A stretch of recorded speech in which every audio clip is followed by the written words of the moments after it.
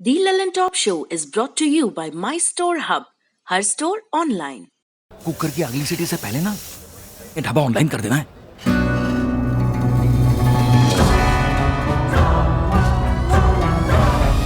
हम हो गए ऑनलाइन। आ गया है माई स्टोर ऐप। ये किसी भी स्टोर को ऑनलाइन करे सिर्फ 15 सेकंड में। माई स्टोर, अब हर स्टोर ऑनलाइन।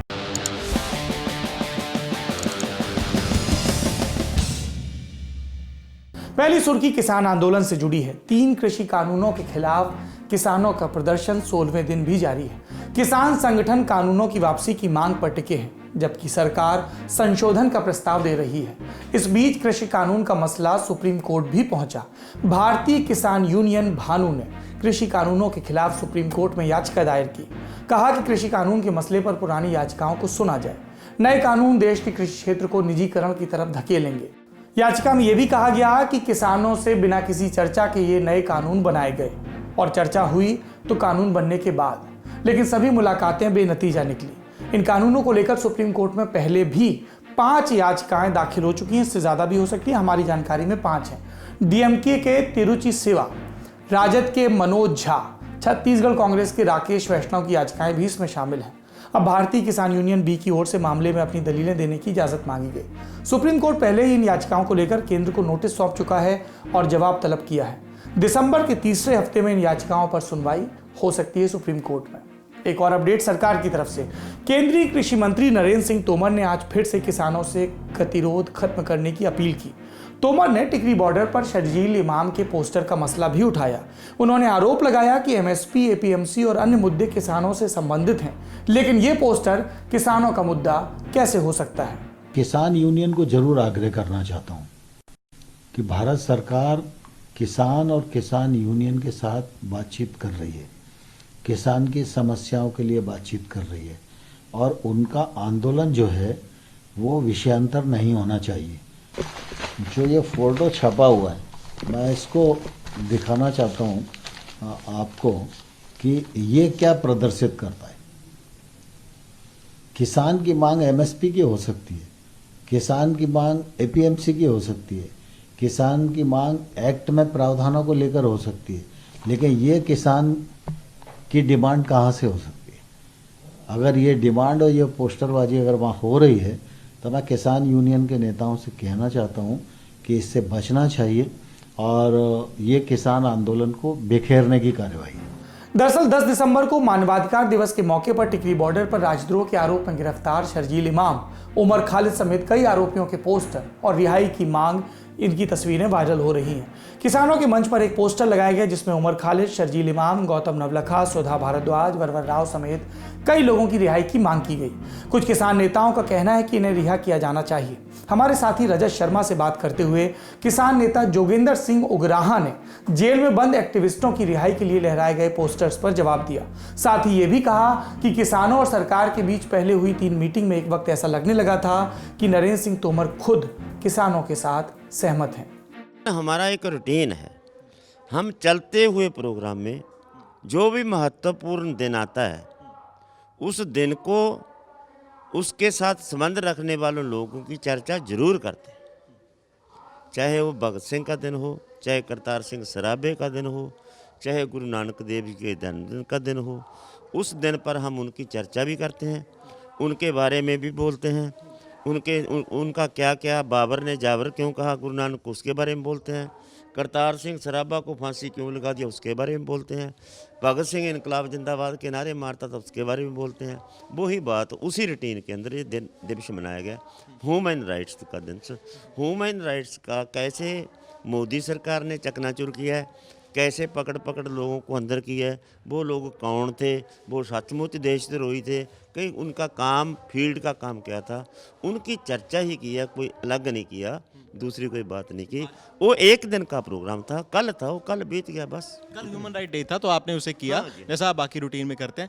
बाकी जत्थेबंदियां नाराज तो नहीं हुई इस बात में? मतलब ही नहीं, उनका भी मांग पत्र में, हमारे मांग पत्र में पाया, उनके मांग पत्र में कोई मतलब ही नहीं इसका। वैसे तो देखिए आप, सही बात तो ये है कि नरेंद्र तोमर ने मैं अपनी किसी भी मीटिंग में तलखी नहीं लिया। अच्छा, ये ठीक बात है, पॉजिटिव बात है। देखिए उनके बस में बात कितनी है ये तो हमें नहीं मालूम। उनकी क्या मजबूरी है हमें ये भी नहीं मालूम। हमें तो ऐसा महसूस हुआ एक मीटिंग में कि तोमर तो कन्विंस हो गए। आपकी बात से कन्विंस हो गए? हाँ, हम फील करते थे। हमने उनको बताया कि आपको देखो, हमें जो अपनी आर्गूमेंट हुआ, डायलॉग हुआ है, ऐसा लगता है तोमर साहब भी आप हमारे डायलॉग से सहमत हैं, लेकिन आपकी क्या मजबूरी है हमें नहीं मालूम। पीयूष गोयल सहमत हुए थे?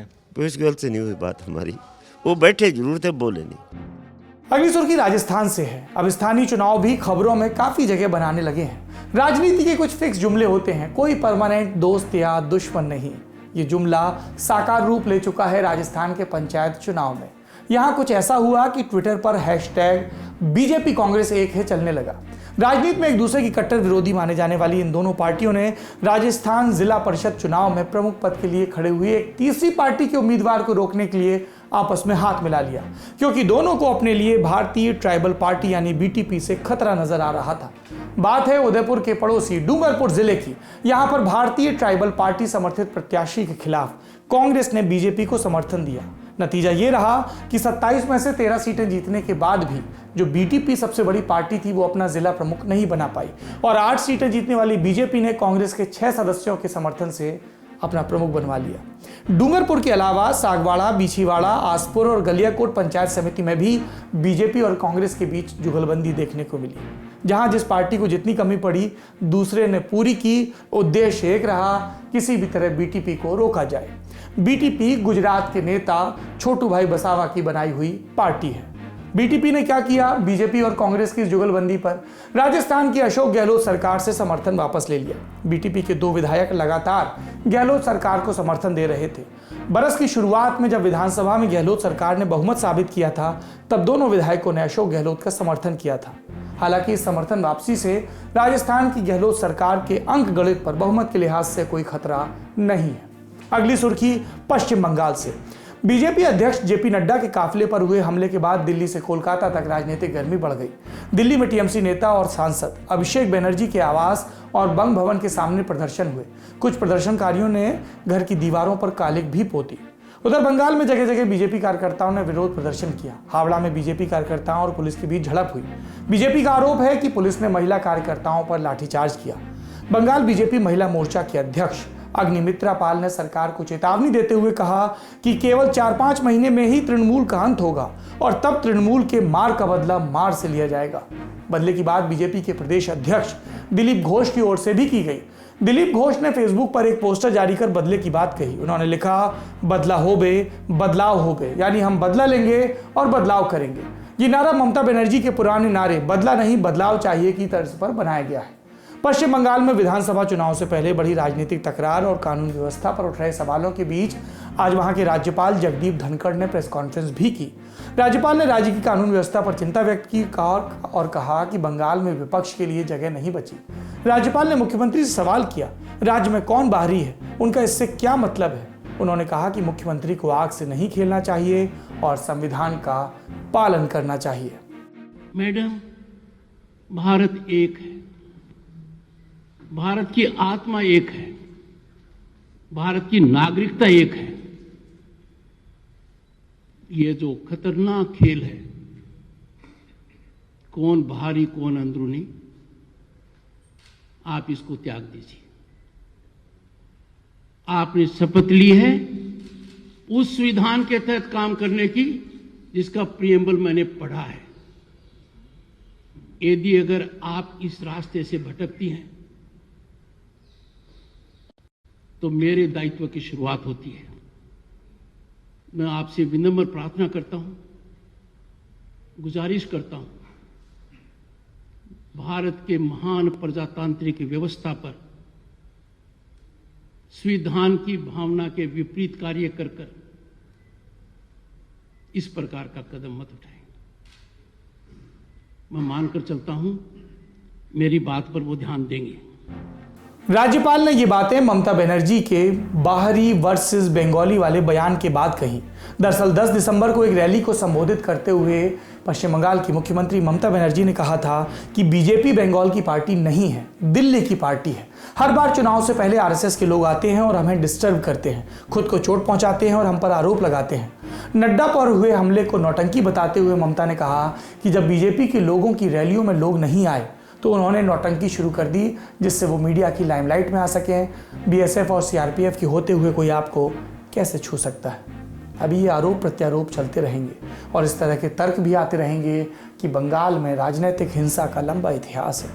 लंबा इतिहास होने से वर्तमान की हिंसा जस्टिफाई नहीं हो जाती।